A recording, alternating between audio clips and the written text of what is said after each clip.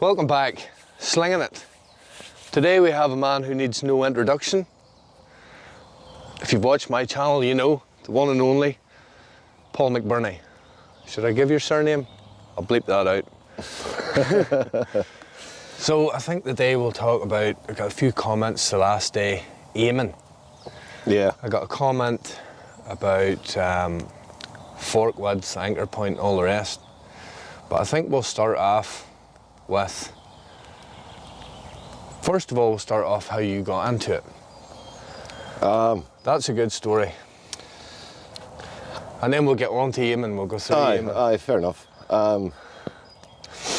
I'd actually got a catapult, the old wrist rocket, Black Widow, I think. What one was it, a standard one? Aye. Probably about 3 years before I met you. And I used it a bit, practiced a bit. Got somewhat accurate. As accurate as a Black Widow will allow. And my abilities at the time as well. Yeah. Realised that it was slow. Yeah. It was just sloppy, the big pouch, it was, you know, unless you were firing big ammo, it felt lost in the big pouch. It just didn't seem right, so I lost interest. And a Black Widow pouch is about 5 inches, you know. They're big, it's like a thing for firing rocks, Aye. essentially. Years passed, never looked at it, never touched it, and one night, a few friends, and we were talking just about what you can buy today from the internet, things that's accessible, the websites now, Wish, stuff like that. AliExpress, Amazon, AliExpress, blah, blah, yep, blah. all that stuff. So we said, right, £15 each. You have to buy a minimum of 3 items. Everybody do it and see what you get. So we went shopping, picked a few different things, and one of mine was a Slingshot. Plastic, clipped, frame. It was one of them wee cheap OTT pinch grips. Yes. With the sliding fibre optic reel, but it was the full plastic one, ABS plastic. Yep. The dangerous one. The dangerous one, but As long as you don't fork hit it. as long as you don't, I never fork hit mine, so... Have you ever fork hit a catapult? No, No.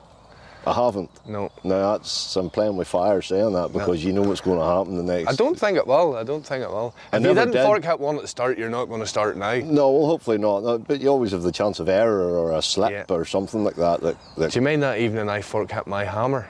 And that's my first fork hit. And my only fork hit in maybe fucking eight or 10 years. That was a moving target, but was it not? The rabbit was running round and I was trying to get him on the move.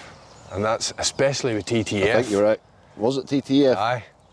Like I let go, but then I moved the catapult into the ball, or you know, something like that. It was, aye. I actually hit my hand a wee click as well. I think you did, aye. I remember that. I remember that one. There was white sparks off it because it's titanium.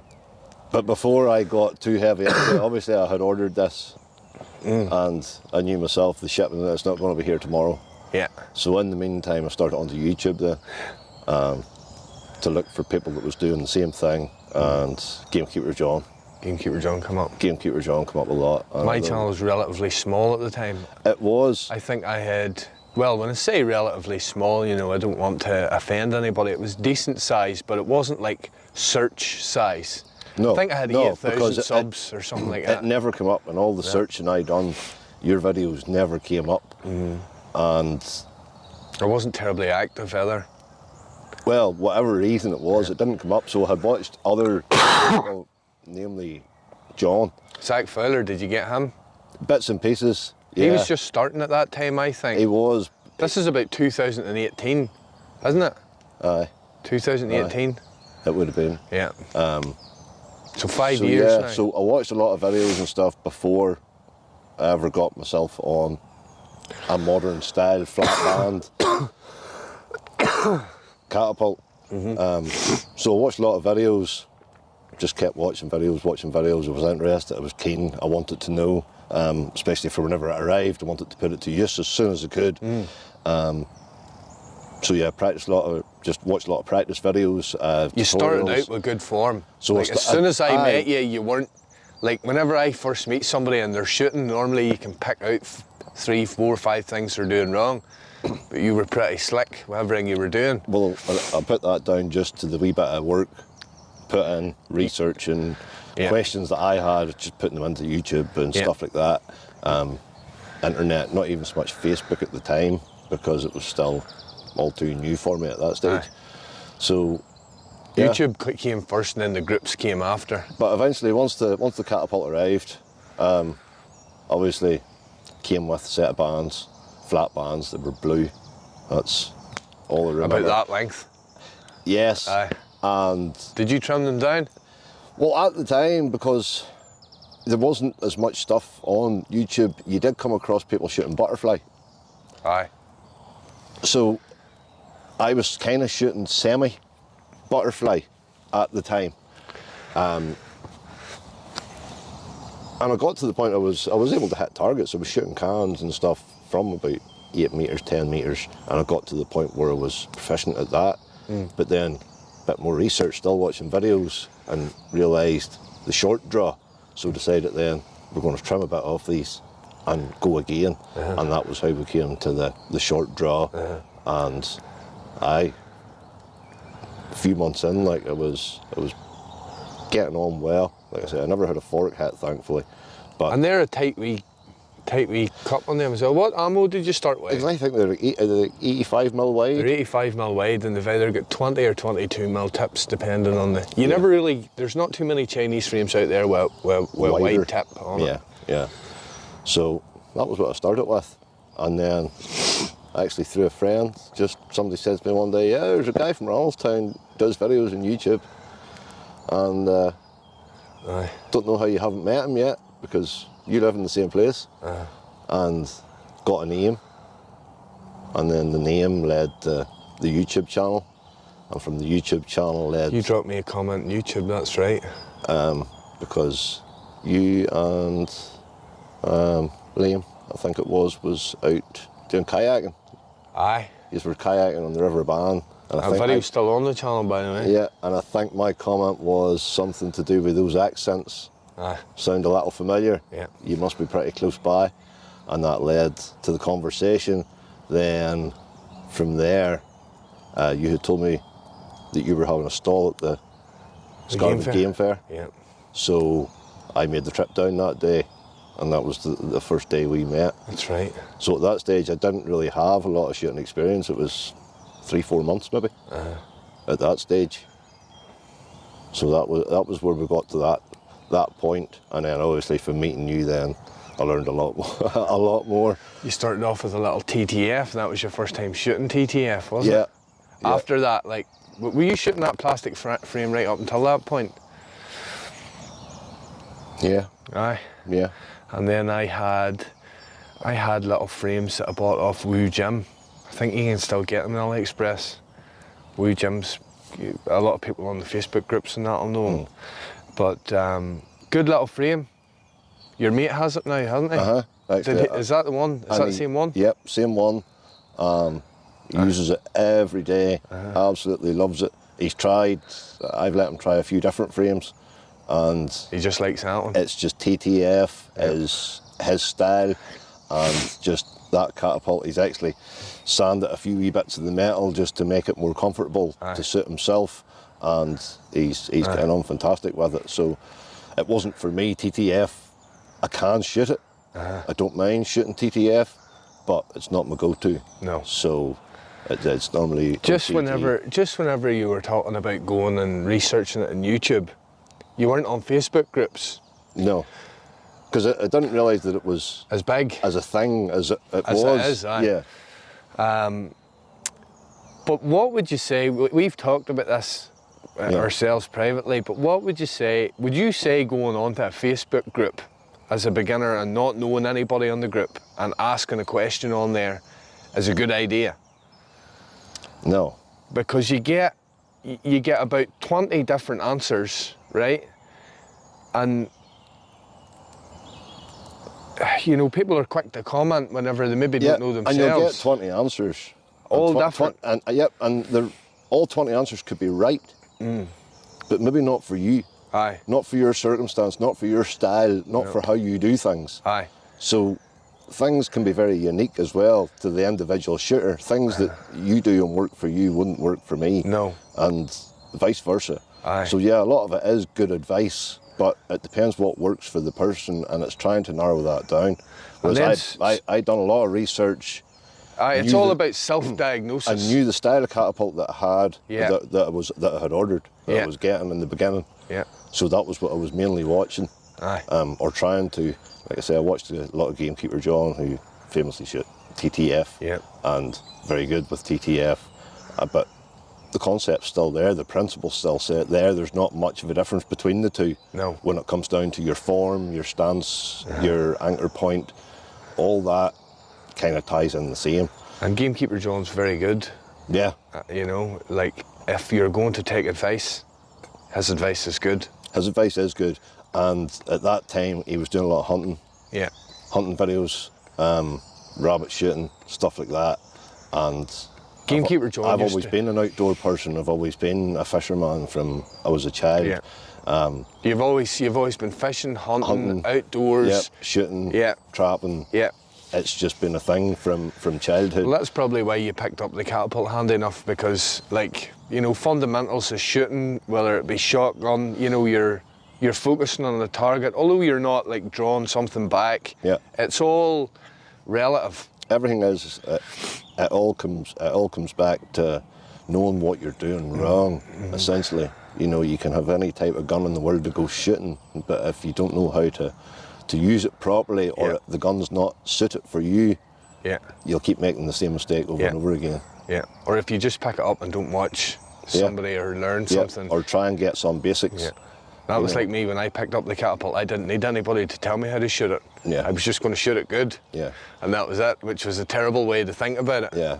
And a lot of the thing in the groups too, I think that frustrates a lot of people is, a lot of the groups, at the very top of the page, you do have a search bar. Yeah. And we know that a lot of times it's the same questions that get asked over and over and over and over and over again. And if you hit that search bar and you type in your question, there's endless, because it's been covered for years.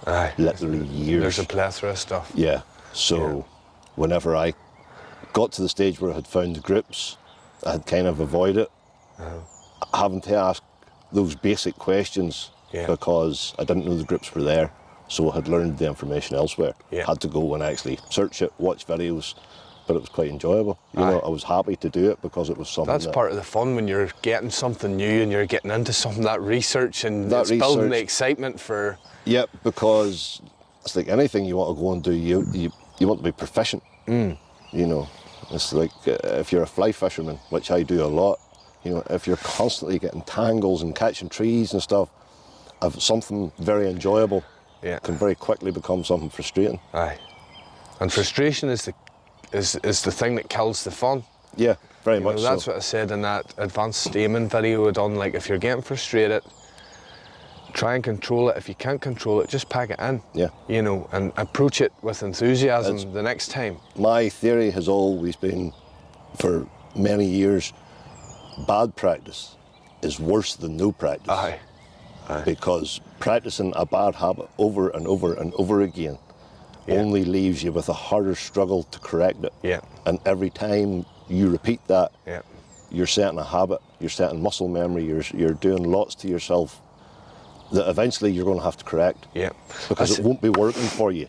I seen somewhere it was like, for every time you do a rep with a bad habit, it takes 100 reps to erase that. You know, and like, I'm guilty of it. On the run up to competitions and stuff, I would stand at a catch box and I would just have it in my head, competition, I need to practice, I need to practice, I need to practice. I practiced way too long till my fingers were sore. Whenever your fingers start getting sore, then your accuracy, your consistency. Aye, but then you try and like hamper it, you know, you try and compensate for the pains. Move it a bit. Move it a bit. Yeah, and then that's all taken away from everything that you've taught yourself. Yeah. So if you have like a regime, like a plan or something laid out. I never was a catch box shooter, a heavy catch box. Don't get me wrong, I used catch box, you know yourself, have made a few different types, indoor, outdoor. Yeah. Just a wee indoor one in the garage. It's a bit short, but for the rainy days, it was very useful. And then the one from the garage door out. And then I had one I put outside the garage door so that you could stay inside and shoot out. But I wasn't one of them people who could go and shoot a catch box. I would have became bored Aye. before I would have became sore or fatigued. So I would have shot maybe 2-3 rounds of 10 shots. Yeah. Maybe 30 shots, and then done something else. maybe took a break from what I was doing to go and do them 30 shots, Yeah. and then set it down and went and continued what I was doing. Maybe later on, go and shoot 20 more. So whenever you first started, were you into like, right, my stance and my form and my head tilt, you were already thinking about all that? Head tilt, not so much. But your stance and your anchor point? The stance and release, because I had watched a few videos about speed bumping. Yeah. And I think it was one of the things you commented on whenever you first saw me shooting. You're like, your elbow's very high. Because that was something that a lot of people had said, you know, a low elbow. It's certain people do shoot that way and can shoot that way. But for me, I couldn't hold in that position to get a clean release. Aye. So the elbow had to come up in order to leave everything nice and straight for my grip. And see at the competitions, right? There's amongst the top shooters, there's like a consistency in how they're doing it, right? And there's nobody that shoots with a low elbow that does well consistently.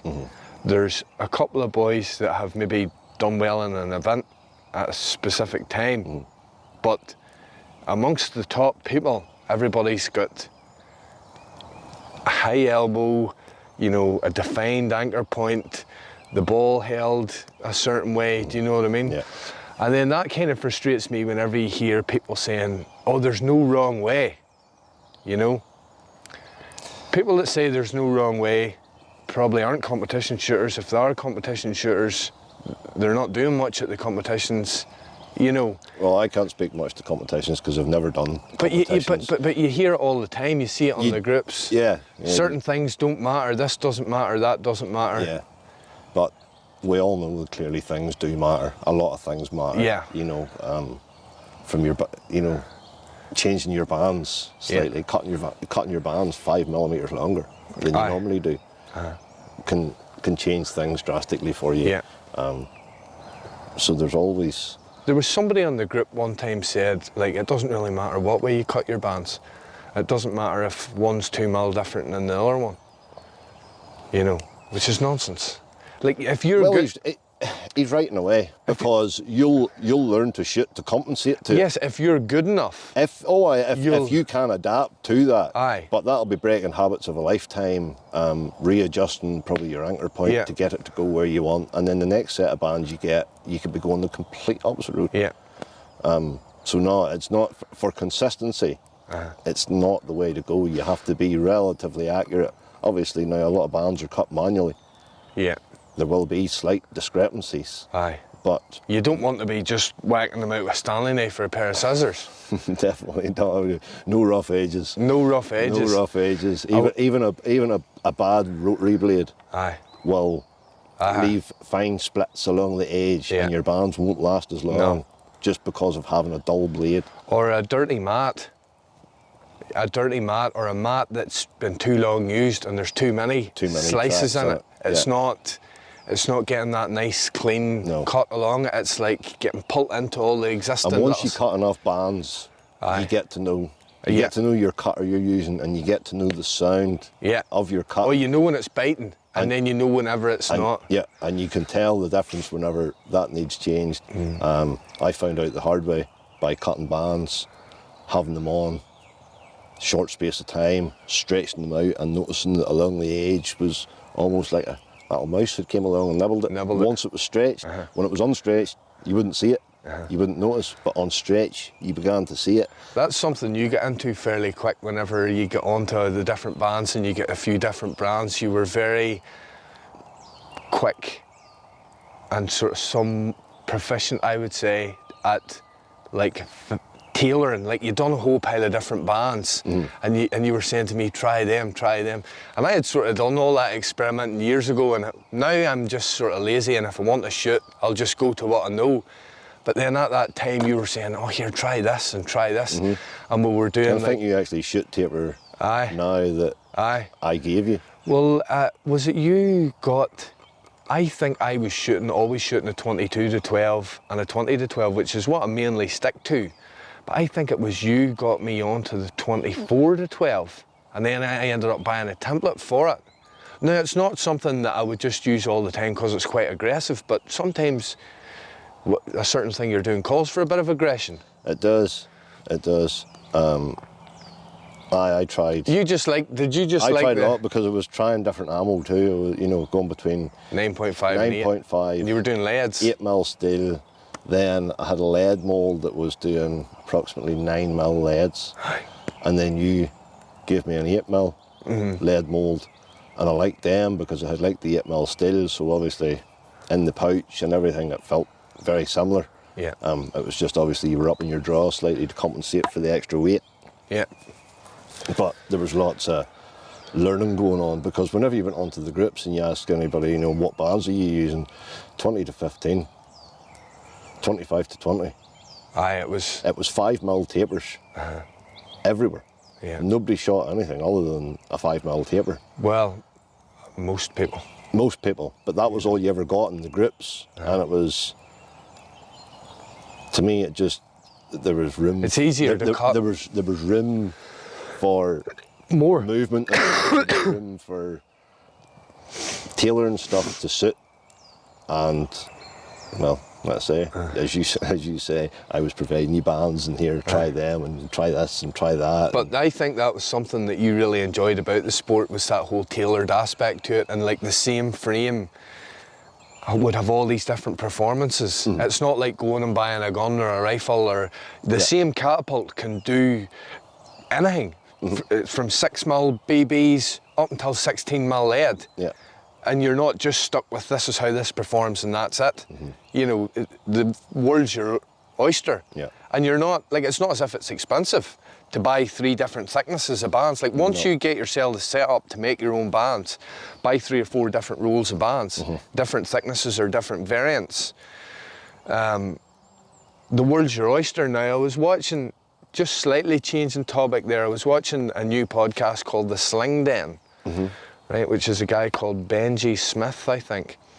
And he had, he's had a few guests on, but the one I watched yesterday when I was in the workshop was Can Vandal, which is a guy from North Carolina, I think. And a bit they were talking about was changing setups. And I've talked about a bit on this before, but certain things I've said, looking back now, could be seen as conflicting advice.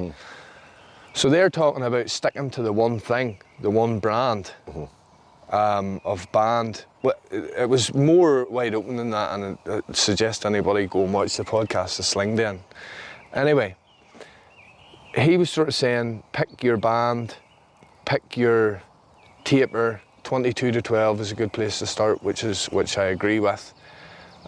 Pick your frame and learn the basics first. Now, I've sort of said, try different things, because it teaches you how to adapt.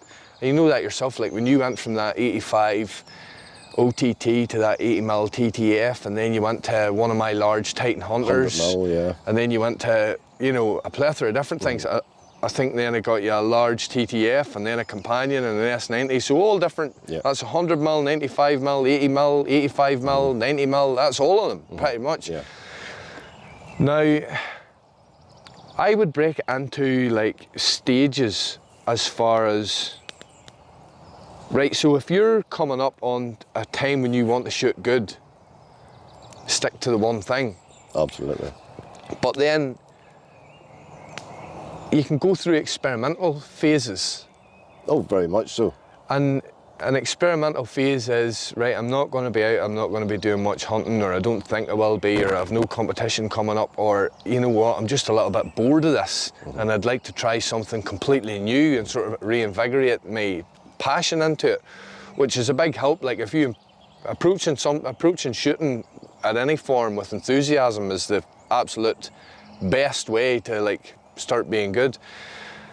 But what do you think? Do you think like there's a time to stick to one thing and there's a time to change? And what's your thoughts on that? To me, if you don't try things, if you don't experiment, you don't learn. And you could start out one way and think, this is the best thing ever. I'm never going to do anything different. I used to think that. And then somebody says to you, well, here, try that one. It's just take a few shots with that, and all of a sudden you've tried something, and it may feel completely alien to you. Yeah. But it wasn't as bad as you thought, or it was fast because it was a smaller ammo. Yeah.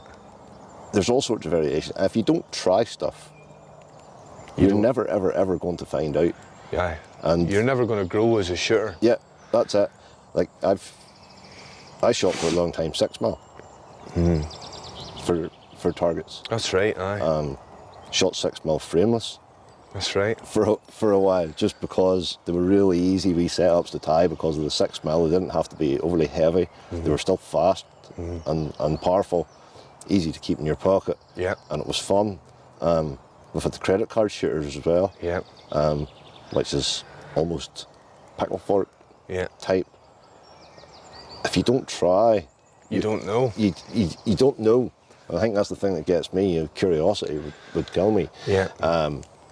And I think whenever you try, like say you've got this one thing you're good at, and then you go and you try, say you're shooting a 90mm OTT, and that's your go-to, and you like it.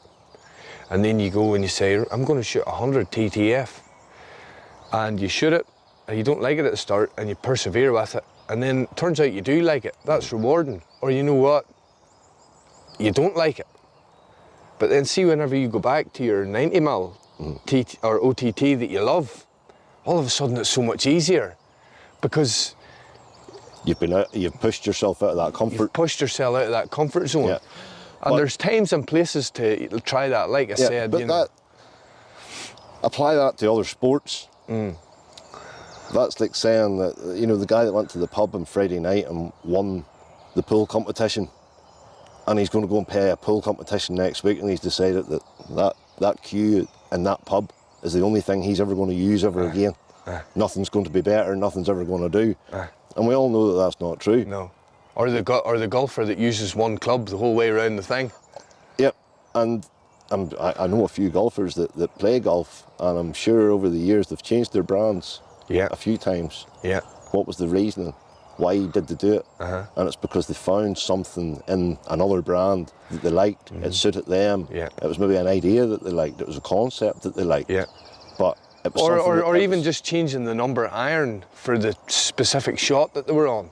Like typically if they were, So I don't think you can find a sport out there where it's been, you start out with one thing and that is it. It must be that the whole way throughout. Yeah. I think to grow, it's like a dart thrower to say that he's only ever threw one weight of darts at a dartboard in his life, and he's never tried a gram heavier or a gram lighter. No. We know that's not true. People have been through umpteen sets of darts before they've eventually found one that they like and can get on to and stuff. So I don't think there's a sport. Or a footballer with his boots. A footballer with a ball. Yeah. It's... Well, the whole key to becoming, a high level of accuracy is being able to diagnose your misses. Now, the easiest way to learn how to diagnose is to force yourself into trying new things that you're not very good at. Because then you have to go through all the process of diagnosing how to get it in, and then whenever you go back to the thing that you're good at and you're used to, it's just easier. But again, now there's times and places, like a lot of people that watch this podcast are well into the sport. So if you're a month out from a competition, don't follow this. You're too close, it's too late to change. Yep. And all the hard work that you have put in, you're jeopardising. Yep. Another thing that will cause you to jeopardise is over-practising. Like you said, the way you were doing it, you were doing 3 rounds of 10 in a day. What is that? I seen Well, something. even a couple of times a day, but it wasn't after another, one after another, one after, you know. It was like I say, I'd done 20, 2 rounds of 10 or 3 rounds of 10, and then went away and done whatever I was doing. Which is better as well, because then you're more thinking to yourself, like what I used to do was I would have just stood mindlessly at the catch box for an hour and just shot and shot and shot. And now that's okay, but I was doing some bad habits, and what you're not doing is you're not keeping track of anything. Yeah. So it's very hard for me to go out and just shoot relentlessly for an hour and then come out the following evening. And if I'm similar to that,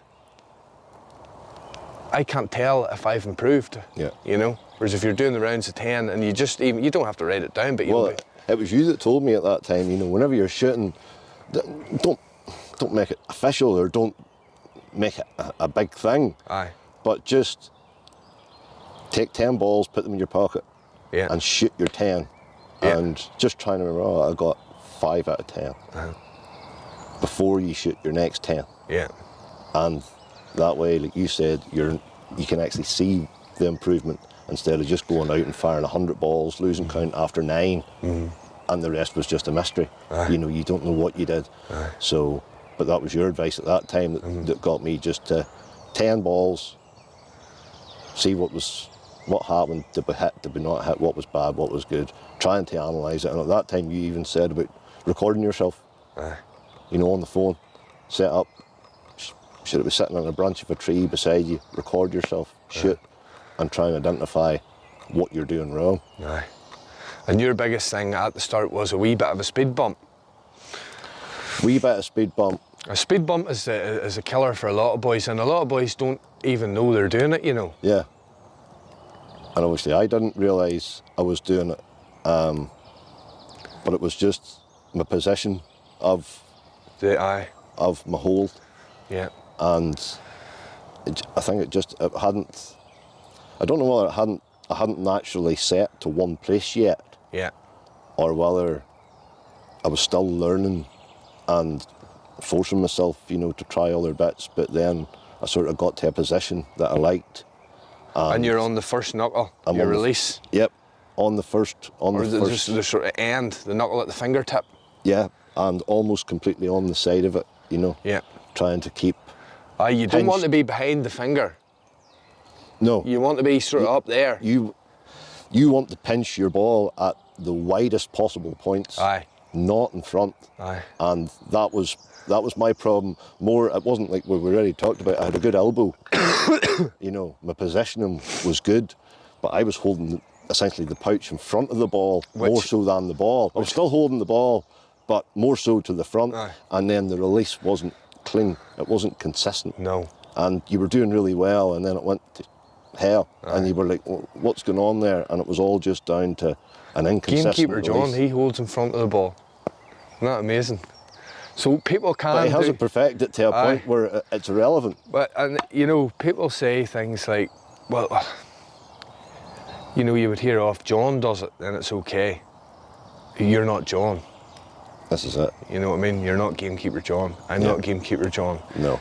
Gamekeeper John's Gamekeeper John. Very few of us are going to be that, you know, like have the experience of his father put the catapult into his hand as soon as he could hold it. Yep. You know?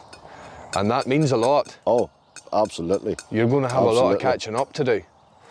A lot. And he's proved it time and time again with some of them videos, the consistency videos that he used to do. He done 77 hits. I knew it was 70 something, I didn't know the second 77 number. hits on a 40mm spinner live. Yeah. A live video. Yeah. Which is just phenomenal. But that's the thing about John, and I've competed against John, and I've beat John a few times. But John can just like nearly go into beast mode. Yeah. And then there's just no stopping him. Yeah. But he can't just tap into that all the time. Do you know what I mean? Yeah. Oh, I'm sure it's a certain level of concentration that you need. Aye. And like I say, to stand and shoot targets like that, Aye. I couldn't do it because, like I told you, I got bored. I used to get bored after too many shots, you know, especially if you're missing, because then the frustration comes in. Aye. So I found it better just to take a break. Aye. But no, John had a lot of good videos of the consistency and what you can achieve with the Catapult. You know, when he sort of dropped off the Catapult scene in a bit, and I hope he comes back. Yeah. I hope he comes back. Yeah. I know he's doing his fishing videos, and you know, I want him to enjoy himself whatever he's doing, but the community misses him a bit, I think. Oh, because he was a big name, he was a big... He always will be, to be fair to him. Oh yeah, because he built a channel and a lot of fantastic content in the channel, which has found it there on YouTube. He changed boys' lives, really. He changed my life. That was the video I seen now. Whether I would have found it eventually or not, who knows? Yeah. You know, but... let's say, you and me live 2 mile apart, and you had a YouTube channel, but it gave me Gamekeeper John. It didn't give me you, you know, so... But I did become a lot more active when I met you, but like, I remember living in Ralstown, and I'm a country boy. I don't know where I should be telling people where I'm from or not, but I'm a country boy, so I was always used to the outdoors, and I was always into hunting, even though I'm not from a hunting background. I remember as a child seeing a rabbit in a field, and I was maybe only 6 or 7, and I seen him, and he was just at a gate, and I seen his eye and his ear. I can remember it vividly, and I was just thought to myself, how can I catch him? I can't even explain it. I just looked at that rabbit like prey. Yep, I had the same. You grew up on the outskirts of the town, and you had the same. Yeah. I grew up a couple of 100 yards from the river. Was your dad running into hunting? He used to do a bit of shooting and stuff back. Your brothers as well? Back in the day, yeah. Me and the brother used to do a lot of shooting. Like I say, not so much anymore. Family lives and stuff, and things change over the years. That's a long time ago. That's. But you helped me get a lot of good hunting footage. A lot of them videos. Yeah. Them videos that, like, you know, but the boys watching this will have seen all them videos. Like that was my handiwork. That was some crack, boys, wasn't it? That was my handiwork. When we found them, you were like, here, there's this spot, there's this spot, there's this spot. Because I'm a blow-in, so I don't know the places, you know. Yeah. Yeah. And where I'm from, there's not much there, you know. There's the loch and boys shoot ducks, but I don't know whether it's the way the ground's farmed or just the ground itself, or the habitat that's there just doesn't support much. Round here's more versatile, you could say. More, is that the right word?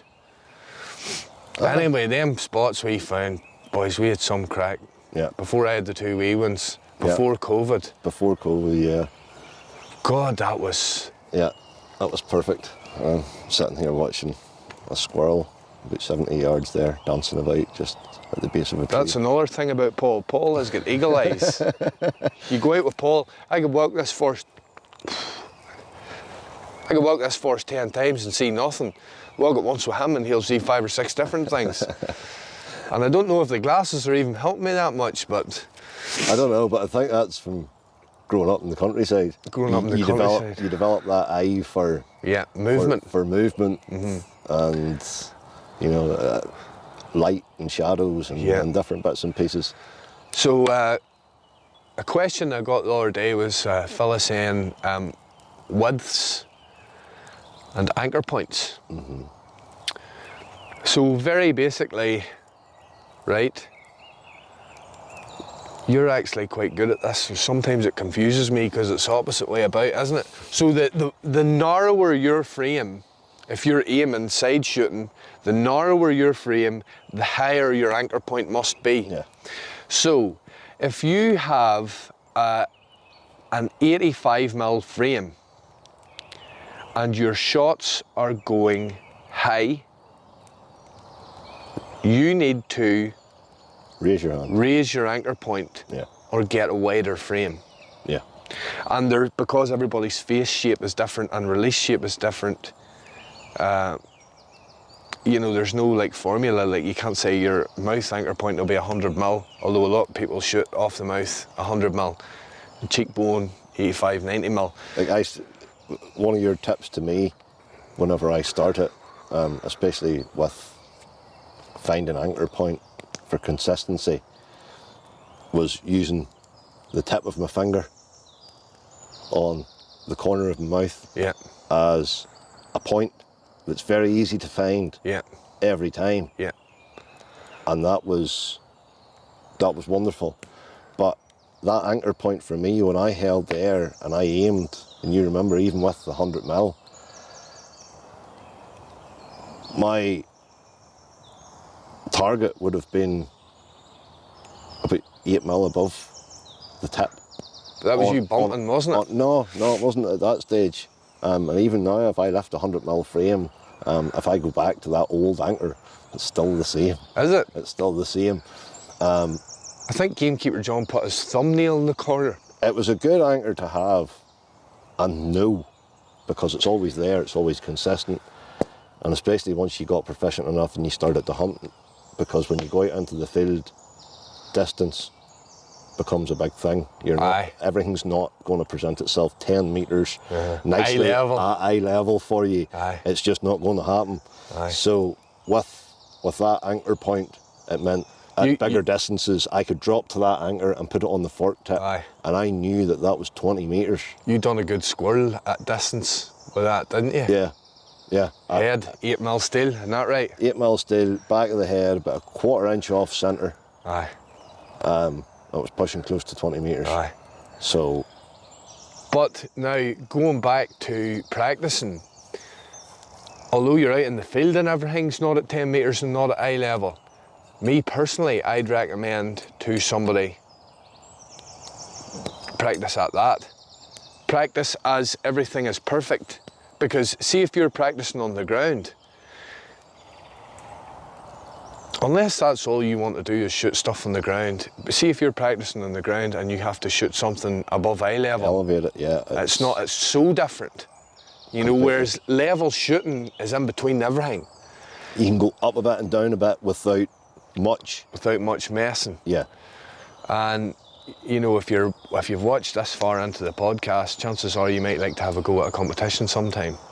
If it's handy to you, the bigger the sport grows. If a competition ends up half a mile down the road, you say, I'm going to go to that. You want to be practicing eye level. Yeah. A lot of guys would say to me, I'm shooting up into the trees.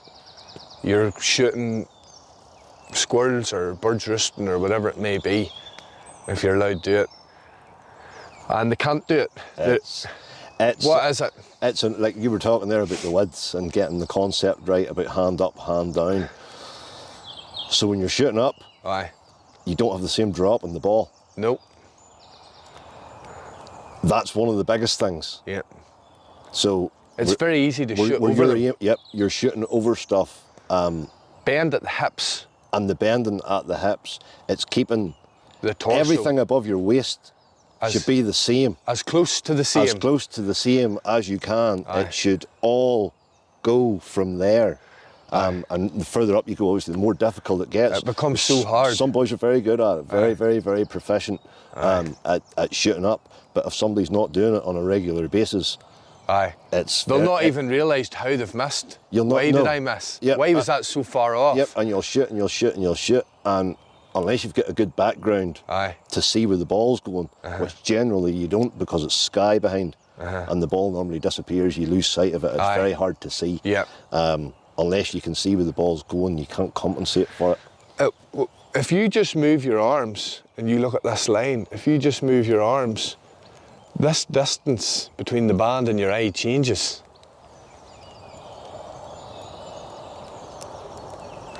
This distance between the band and the eye changes, and that's the problem with that. So practice eye level. I have a couple of different spinners, just don't set yourself up. What I'm shooting at the minute is I've got a 60 mil, 2 40 mils and a 30 mil. And if I'm terrible, I'll start off on a 40 mil, and if I'm no good, I'll go to 60 for a few shots. Build a bit of confidence. And if I'm on it, I'll rattle the 30. Yeah. And thankfully I've been on the 30. I've actually swapped this week to TTF. I've been shooting TTF all week and loving it. I've been shooting. It's that nice change every now and then. And like I say, although it's not my go-to, every now and then when I'm making up a few sets of bands, tie up a couple of TTF sets and put them in. Might not shoot it very often, might only shoot 10 shots through it and it might sit there. But it's still nice to go and do it every now and then. Yeah. So it just keeps it relevant. I like to be not relevant, but there's that many variations, like you say, different widths, different styles. You know, from 100mm wide TTFs right down to pickle forks. Aye. And I'm not saying that I've wanted to be good with them all, but I always liked being able to pick one up and shoot it to a reasonable standard. Aye. You know, if we hang up a can and we go 10 metres, just improve a bit on what you do when you start. Just to be able to hit a can at 10 metres, a couple of shots with each different style. Yeah. Is something I enjoy. Yeah. You know, just being able to do each one. Maybe not to the highest of standards on any of them, but I just find it enjoyable going around and doing the difference. Some guys out there, it's amazing what they can do with pickle forks and other stuff. I wouldn't just be that good. It's a hard thing to master. Sometimes I take notions for it. I've got a little Perry Phillips pickle fork in the house and I just love it so much, and every time I pick it up and I just want to band it because I like holding it. And it actually influences how I shape my natties. Yeah. Because it's like front and back swell and the way it is. And then that guy, DUGI, Doogie, PFS shooter, he was sort of the original guy to get onto it, and the stuff he was doing was amazing, but a lot of it's close range and a lot of it's just very hard to do. You know, people don't realise the time that's going into him doing that. Yeah. You know, but... And then they're shooting different things as well, not just the ball bearings. Marbles and...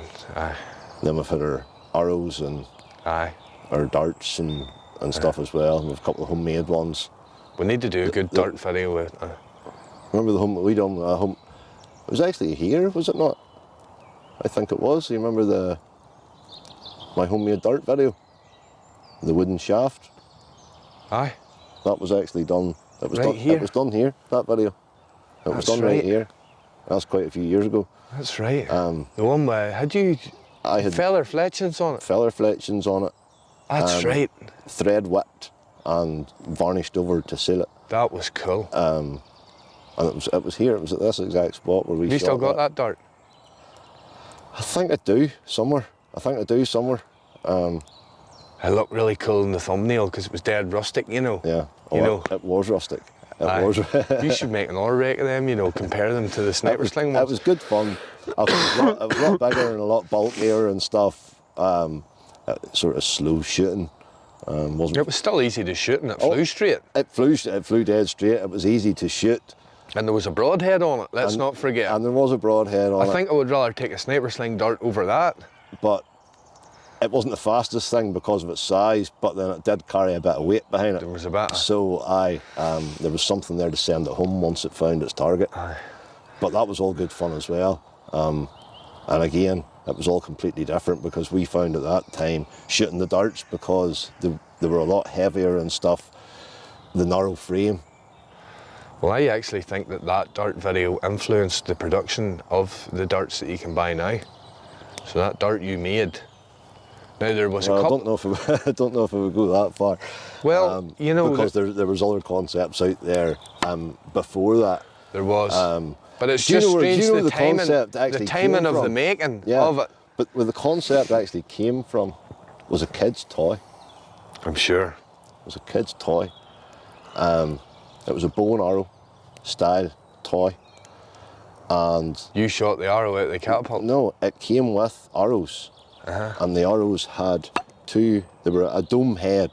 You know, I think they whistled whenever you shot them. They were a large dome foam head, and they had 2 hooks on the side. And instead of it being like a string on this, it was 2 elastics with 2 loops on the end. And you looped. And like, as an adult shooting this thing, like you could have put it 80 feet in the air. And this was a kid's toy. And it was that concept I'd remembered it. You were like, I could make this a lot more lethal. I could make that into catapult use. Yeah. It's like if we'd done a broadhead. That's right, your bands were separate. It wasn't like... My bands were individual, two individual bands. And then a single loop either side. And then on the back side of the broadhead was curved and nice and smooth. And just a couple of paracord loops. I think that's a very clean release as well. See them other darts that you buy?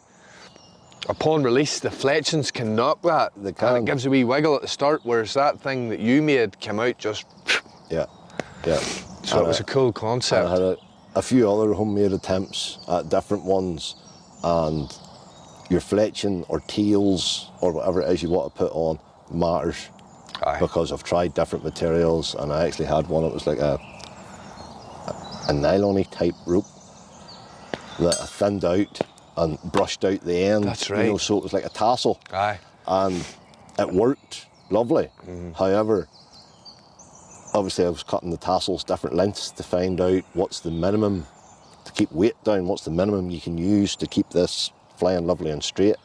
So while I was doing different lengths... You done a few dangerous tests there, Paul? I did, and I found out that on the slightly longer ones, that type of rope, whatever that nylon-y crap was, that sometimes when you shot it, it would actually grab onto your string in the middle that you released from, and it actually went forward and whipped down round a couple of times.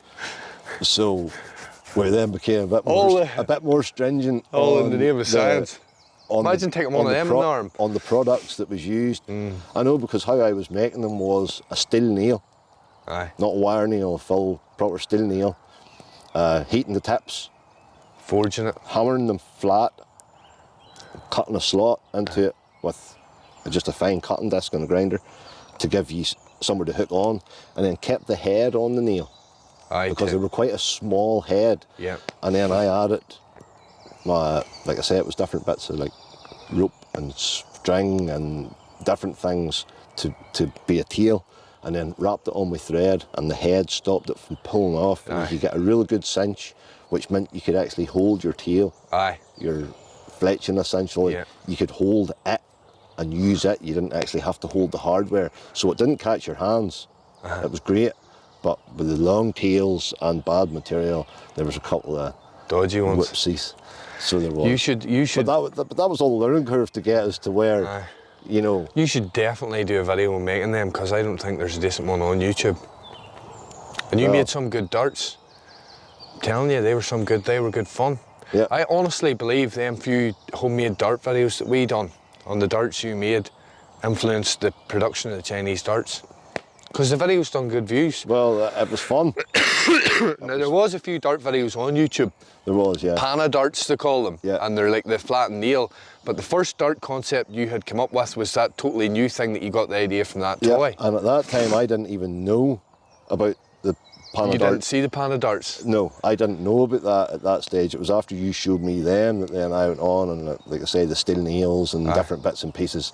Try and just homemade, make your own, because having a go is half the fun. And in my eyes, you know. That should be our next thing. We'll do like a range of different darts, and we'll do homemade darts versus the sniper sling darts. The sniper sling darts is a good product. Excellent product, and I don't think a homemade dart would ever come close to the consistency and you know that you're getting from a production dart. But there's also not that fun in that dart that you buy. It comes in a package and you shoot it. Whereas like you know yourself from making catapults, half of the enjoyment in the thing is the making of it. Aye, 100%. 100%. And that's what got me onto TTF this week. I've changed to TTF. I made a TTF Oak Natural last week. Yeah. Posted the video. Whenever I come out after I had made it, I always come out to do like a few wee shots with it. You know, so I'm getting used to the frame I've made. I enjoy that. And I really enjoyed shooting it, and I was like, I'm going home now and I'm going to band a TTF Titan Hunter. And I've been on it all week. And if I do go to competitions this year, I'll be shooting TTF. I think that's going to be your go-to? I think so, for the time being anyway. You know, and I'm shooting an 85mm with a sight, nearly bumps it up to the same anchor point. Yeah. Wee slight difference in there, but I'm liking the slightly higher anchor point. Like, I mean, it's right up under my cheekbone, you know? See, that's where I now shoot from. Aye. So the Catapult's 85mm wide, and then the sight from the frame, from the fork tip to the top of the sight's 3mm. So it's very, very close to, you know, if you shoot a 90mm with a sight, it's 93. It's like shooting wider than a 90. Yeah. You know, and that's what you have. It does widen the frame slightly. But then that's for somebody who's always shot a certain size and always found, it just doesn't suit. That 3mm could make a frame suit you. Aye. you know. Well, it's 3 mil to the top of the sight, so it's only about a mile and a half. But it still makes that difference. Aye. You know, it still makes a difference. Aye. It could make something work for somebody. Or, It was you and Wes pushed me to make them sights.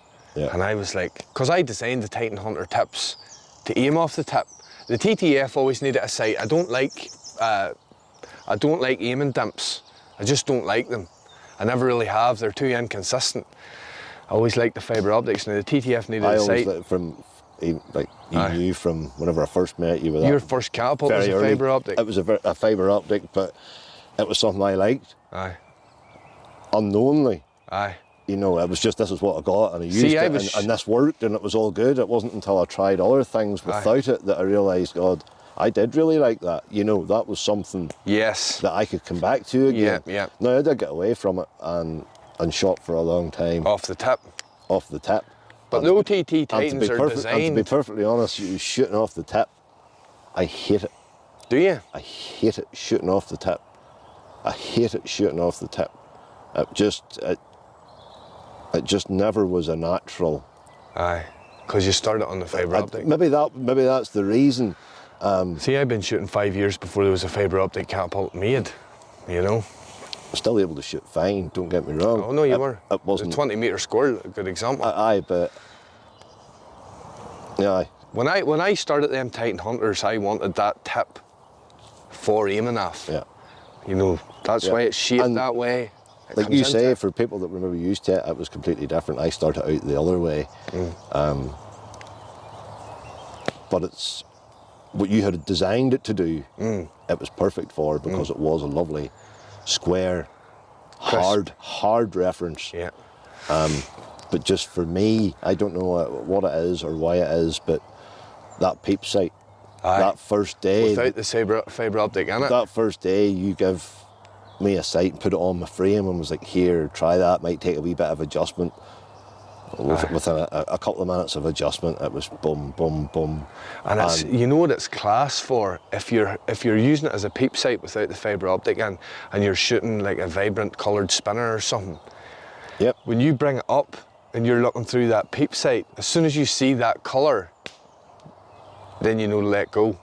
Just obviously don't be too eager to let go and snatch at it or whatever, but no, I'm dead pleased with it. I don't know why it is. Like I say, shooting off that when I was looking at something, I don't know, it just the fork tip, it wasn't a reference that my eye focused easily on.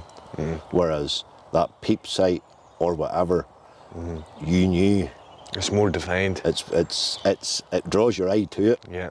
But then, and then like you say, especially if you're working with a coloured background or a coloured target and stuff, and you're moving, you know, to find your point. Yeah. The minute it appears, it's you know, it's like a light bulb going off. It's so bright and you're so drawn to it. Keeps your eye very focused. You're not distracted. No. You're not distracted by anything else going on. Which for me, maybe a lot of people out there will say, no, not for me. I like the tip. I like shooting off it. That's fine. See, what a lot of people what happens with a lot of boys is when they get a fibre optic, they focus too much on the optic and not enough on the target. Whenever I used to they're use to be used in conjunction. Yeah. You know. Whenever I used an optic, my optic was actually set that my optic was just under where I want it to hit. Aye. Because when you put the optic up, obviously you were losing your visual. That's where the peep sight comes in. That's where the peep sight comes in. The other way, I would have been aiming and just whatever I wanted, I would have just seen it just above that fibre optic. And that way I had a visual, you could see your side to side, because once you cover it, although that fibre optic's maybe only a mil thick or 1.2 mil thick or whatever it is. 1.1. That leaves... Yeah. And especially once you melt the ends and squash it down and widen it out a wee bit, that leaves that wee bit of variation. If you're aiming at someone's eye. Well, if you're going that small, you know, if you're shooting pigeons, you're going for a headshot on a pigeon, that bit of variation, I just like being able to see. And then that was your brilliant reference. And you could see whenever your target was dead centre in that fibre optic. And that was you were good to go. Another thing I like about it, it's pure fluke the way it worked out, is it's 3 millimetre circumference apart from the bit that comes off the clip itself. Now if you're using it with the fibre optic in, see at 10 metres on a 40mm target, which is pretty much a standard bullseye, it's a perfect eclipse. For me anyway. Yeah. So you know as soon as if you want it with a fibre optic in, you get a proper eclipse, a full coverage. that's the time. Yeah. And that goes back to the whole thing with release, you know, you don't want to like snatch your release or pluck it, being overeager to let go, just like control the movement nice and easy, nice and calm. You get the eclipse and you just relax the grip and let it go, you know. But listen, that's a good place to wrap it up for today. We want comments for me and Paul, and Paul is going to do a video on them darts because you guys would want it, aren't you? Yeah. Chris is maybe going to come along and we're give us a hand. We're going to do sniper sling darts versus homemade darts, and we're going to do a few simulated kill tests or something like that. Yeah, that would be good. That would be good, wouldn't it? That would be good. Bit of damage testing. Yep. Just to see. We might break the... Because we had talked before, you know, about that you can buy the ballistic gels and different things to try, but I think it'd be nice if we get a bit of a range of different things together. Coconuts. And something, and do a bit of destruction test. But before we go, I was away on holiday recently, and nice little trip to Albufeira in Portugal. Highly recommend it if anybody's going. But while we were there, we got Chris a little present. Obviously had to bring you home, and I brought it today, and he hasn't seen it yet because I haven't let him see it. So this is just a wee present that we picked up for you while we were in Albufeira. Oh, that's brilliant. Where did you get the logo? Wonder will that fit my massive head. You'll have to open it up probably a bit. I'll have to open it up a brave bit. But that is actually airbrushed. That is airbrushed. Trucker cap, I love it. Thank you, mate. Style Spectrum. There were guys that we found went a day trip to the Zoo Marine in Albufeira, and this guy had a stall set up, and some of the stuff that he done was just absolutely phenomenal. That is class. It's I'm all loving airbrushed, and he does it there and then in front of you. You can ask him for multiple things. He doesn't do a lot of logos, but because it was like a thumbnail logo, and it was quite small, he said he would do it for me. And did I send you that? How'd you get that? You didn't have to send me. I just went onto your website and showed him a picture of it, and he got it. He took a picture off my screen just, and that was what he done for me. That is brilliant. I'm loving that. That mate. was your wee holiday present. I thought it was something slightly different. Well, thank you very much. Than a fridge magnet. So I'm going to wear this all day now. I'm taking the kids to the fair. No doubt Caden will be away with it at some point. Yeah. Well, I thought it was something a bit different. And, thank you very much. I needed a trucker cap because my missus put the last one through the wash. And it's coming to that time of year now. It's been a quite mild morning this morning. It's been lovely. Apart from the fire smoke, it's been choking me. I've been leaning forward. The wind keeps changing there. Right, well guys, listen, we'd love some comments. We're going to try and keep this going weekly, should the weather allow it. We're going to try and eventually get a studio set up, multiple cameras. If you're watching these to the end and you're enjoying them, hit that like button because they're not doing too great in the algorithm, and we need the feedback, we need the support. Although, you know, we have been getting lovely comments on the podcast. Yep, I was reading a few from your last one. Yep. Lots of people interested. A lot of people telling you, "Great job, boys." Yep. It's very enjoyable having this type of chat. And I would like to travel and, like, you know, I'd like to go and get John on and get a few different people. Because there's a lot of high quality people out there. There's a lot of conversations to be had. There's a lot of conversations to be had. But yeah, we'll leave it there for today. Like and subscribe.